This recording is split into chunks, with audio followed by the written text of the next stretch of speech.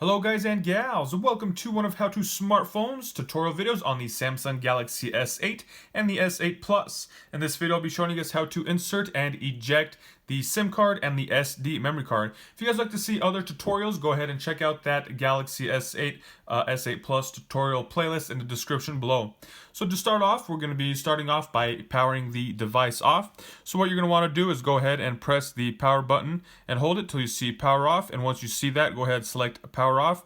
And then once again, turn the device off. You see the Samsung logo pops up and it fades. Our device is now off. What you're going to want to do is go ahead and pull out your SIM remove tool.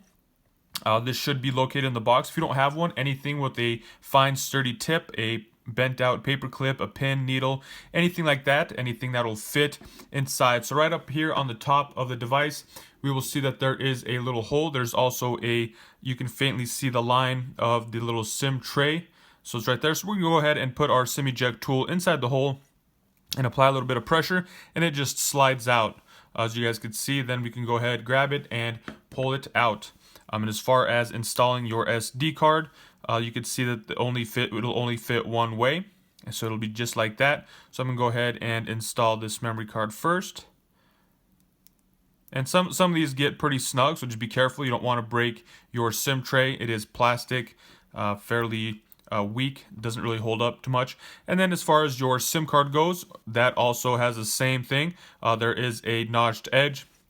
That notched edge should go right up here in that corner to match those two up. And then once you have that, you have your SIM tray ready. Go ahead and insert it into the device. It'll also only fit in one way. So go ahead and slide that in. And I already hit the power button. So once you have it in, at that point, you can then power up your device and everything should be ready and good to go.